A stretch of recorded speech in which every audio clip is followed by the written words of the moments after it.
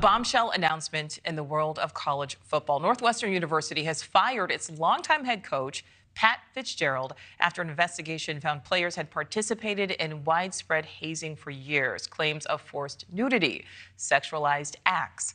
Fitzgerald's ouster comes just days after the university originally had suspended him for 2 weeks. Northwestern's president released a statement saying, quote, "The head coach is ultimately responsible for the culture of his team. Either way, the culture in Northwestern football, while incredible in some ways, was broken in others." So this hazing scandal comes as the school is proposing a new plan to revamp its stadium, but a group of faculty members now wants that project delayed. So Ben Bradley from our Chicago affiliate joins me here in the studio. Ben, I always love to talk with you. Unfortunately, not a great topic right now.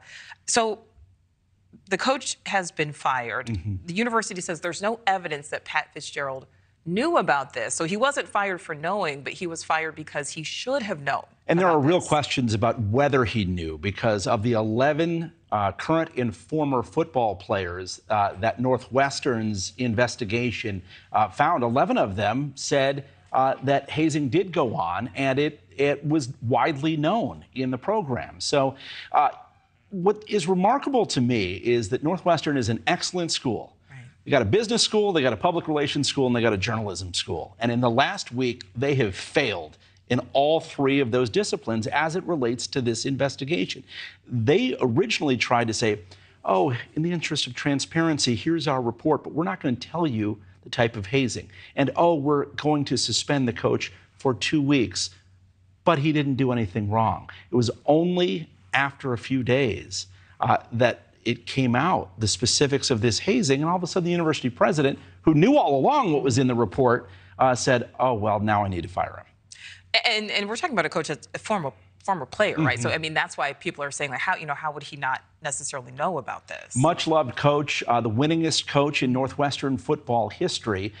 In fact, he in many ways came to embody not only the program, but also the passion.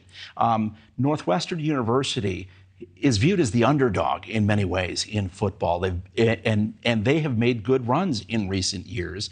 The question is, how does this stuff go on today in this climate, and how is it allowed? Yeah, and we know, people feel so strongly about their sports. I certainly understand that. Talk to us about where things stand when it comes to the actual investigation here. Are we going to see maybe more punishment handed down? Well, it's possible, because we have seen from the president of Northwestern University such flip-flopping, because originally they said, no problem, transparency, we have handled this, let's all move on. The coach will take a 2-week suspension. We're all good here. But as these details have emerged, details that school officials knew about because it was in their secret version of the report, they have been here saying, well, maybe there were other people who knew or should have known. And by the way, as so often happens when we cover these stories, it's almost like the dam bursts, right? And now we have seen accusations against Northwestern University's baseball coach about a hostile work environment, about the way he treated people. So it's spreading, and more players on the football side are coming forward to say it wasn't just this nudity and kind of sexualized, degrading activity that some younger classmen were forced to endure.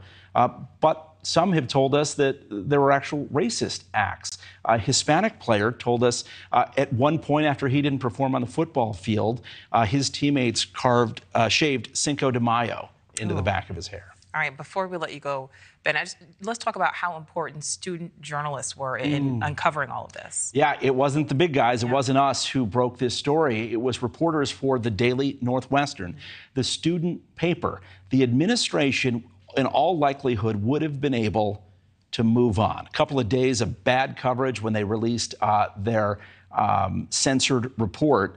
But it was the Daily Northwestern who talked to current and former players who said, when the school says generic hazing, let me tell you what that looked like. That was students, athletes who were naked, who were forced to grind against each other.